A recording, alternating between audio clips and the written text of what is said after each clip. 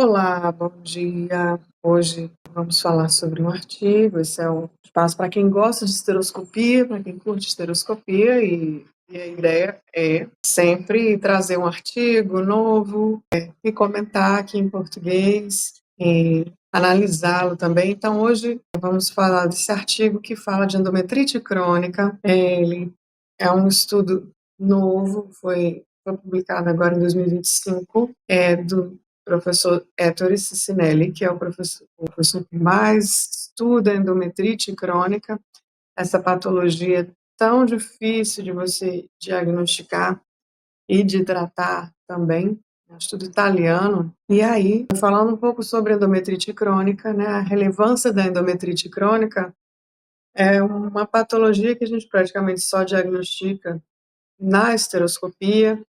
Ela tem um papel importante para as pacientes com infertilidade e está associada à perda gestacional recorrente, necessidade de FIV repetida. É uma patologia que tem alta prevalência nessas pacientes com perda gestacional recorrente ou falha de FIV, tá? Para se ter uma ideia, a prevalência é de 60% e 66%, respectivamente. Essas perdas gestacionais recorrentes e na falha de FIV. Aqui na imagem, a gente tem a imagem bem característica, um achado característico da esteroscopia, que é a hiperemia da mucosa, edema de glândulas. Você vê esses pontinhos brancos, esses são as glândulas edemaciadas, né? Embora o achado esteroscópico não tenha 100% de certeza, né? Nosso padrão ouro é a imunistoquímica. Então, nosso padrão ouro para diagnóstico de endometrite crônica que nós temos hoje é a imunistoquímica, com a pesquisa dos plasmócitos, CD138, e para infertilidade são buscados os outros marcadores, células DNK, e um outro ponto importante é a avaliação da resistência antimicrobiana. Então, esse estudo ele busca identificar quais são as bactérias identificadas nas pacientes com diagnóstico de endometrite e avaliar a resistência antimicrobiana ao longo dos anos, tá?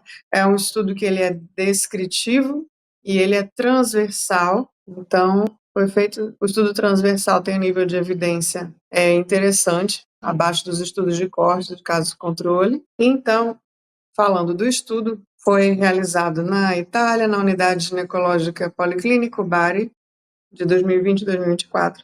Foi feito com mulheres com endometrite crônica, confirmados com critérios tanto esteroscópicos como imunistoquímicos, e foi realizada uma biópsia endometrial no mês seguinte ao diagnóstico, e esse material foi submetido à cultura para a identificação dos micro-organismos. Foram retirados desse estudo pacientes que já tiveram endometrite crônica antes, pacientes que usaram antibióticos no mês antecedente, pacientes que usaram pré-bióticos, probióticos, contraceptivos orais durante os 3 meses da esteroscopia e da biópsia, pacientes imunossuprimidas e pacientes com sensibilidade a quinolonas e macrolídeos. Sobre as bactérias identificadas, em relação aos enterococos, foi testada a sensibilidade para ampicilina. Para Escherichia coli e Klebsiella foi testada a sensibilidade para penicilina e cefalosporina, e se fosse resistente, é classificada como... Então, sobre os testes de suscetibilidade, para cada bactéria encontrada foi testado um antibiótico específico. Então, para os enterococos foi testada a ampicilina, para Escherichia coli foi testada a penicilina e cefalosporina. Caso fosse resistente, essa bactéria é classificada como beta-lactamase resistente. Para a cândida foi testada a resistência ao fluconazol. Para os streptococcus agalacti e o bovis foi testada a penicilina. Para ureaplasma urealítico foi testado macrolídeo, claritromicina, fluoroquinolona e tetraciclina. E aí ele é definido como sensível ou monodroga resistente ou multidroga resistente. Para os anaeróbios foi testado metronidazol, sensibilidade ao metronidazol. Sobre a análise estatística, foi separada a idade da paciente, o ano da realização do tratamento, que foi de 2020 a 2024, e houve uma diferença aí entre a sensibilidade de cada ano. Foi analisada a resistência aos antibióticos, classificado como sensível, pansensitiva, monoresistência e multidroga resistente. Foi utilizado o RStudio para análise estatística e o valor de P considerado significativo foi menor que 0,05. Falando sobre os resultados, foi interessante observar que a idade média de diagnóstico foi 33 anos e que as principais bactérias identificadas no estudo foram Enterococcus fecalis, Escherichia coli, Ureaplasma urealítico e Klebsiella pneumoniae. Então, a endometrite crônica ela é essencialmente multibacteriana e essas bactérias vão variando ao longo do tempo. Bom, sobre os resultados, nós aqui nessa tabela a gente vê as bactérias encontradas e várias espécies de Candida albicans. Sobre as bactérias, a gente consegue ver nessa tabela as várias espécies encontradas. Tem os fungos, a Cândida, várias espécies de Candida albicans, Enterococcus fecalis, Escherichia coli, Klebsiella, Mycoplasma, Proteus, Staphylococcus, Streptococcus, Ureaplasma urealítico. Então, a gente vê aí dos mais prevalentes no total o Enterococcus, Escherichia coli, Streptococcus agalacti, Ureaplasma urealítico, Klebsiella, entre outros. E a gente observa também que ao longo dos anos há uma diferença na prevalência de cada um deles. Sobre os achados de resistência bacteriana, o da ampicilina foi o que mais chamou a atenção, que foi resistente de 65 pacientes, 64 pacientes eram resistentes à ampicilina. E esse é o slide mais importante do artigo, falando da progressão aí da resistência. Foi interessante que em 2020, resumindo, né, sobre a resistência à tetraciclinas, 64% dos pacientes eram sensíveis, eram resistentes, as bactérias eram resistentes à tetraciclina, e em 2023, 2024, a resistência chegou a quase 100%. Em relação à ciprofloxacina, levo e moxifloxacina, pesquisadas também. No início do estudo, a resistência era de 52% e chegou a 95,7% em 2024.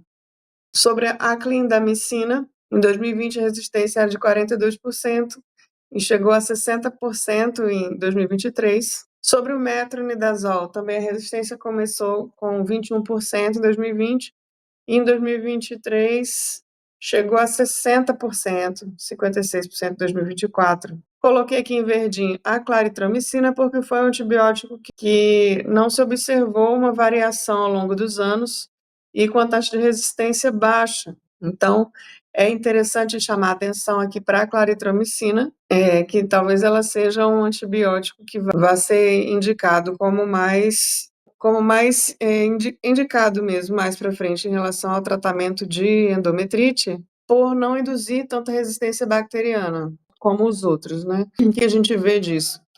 Que existe uma tendência aí a mudar o tratamento, individualizar o tratamento, né? Como a gente vê aqui na discussão, essa resistência à ampicilina foi importante, falando aí de esquema tríplice para endometrite, que é um possível tratamento, e a formação rápida de bactérias resistentes, beta-lactamase, tá? Sobre as altas taxas de resistência encontradas, que também foram aumentando com o tempo. Então, existe uma necessidade de revisão desse tratamento. Outro detalhe importante em relação à idade, que foi visto nesse estudo, é que quanto maior a idade da paciente, maior a chance dela ter bactérias beta-lactamase, com beta-lactamase. E o aumento das falhas de tratamento, mais uso de antibióticos e mais necessidade de FIV para essas pacientes, implicando maiores custos, maiores danos emocionais e dificultando a recuperação, dificultando a cura clínica dessa doença, que é difícil de diagnosticar, difícil de tratar. Então, é importante que haja um sistema de monitoramento e vigilância nesses programas de administração de antibióticos, que é um sistema que ele é dinâmico, né? Não se pode passar um tratamento só e achar que esse tratamento vai servir ao longo dos anos. Então, precisamos de novas estratégias para o tratamento da endometrite e que as pacientes evitem a automedicação também por isso. Quanto mais uso de antibióticos, mais bactérias resistentes aparecem e dificultam aí o tratamento. Essa que é a mensagem desse trabalho. Um abraço, pessoal.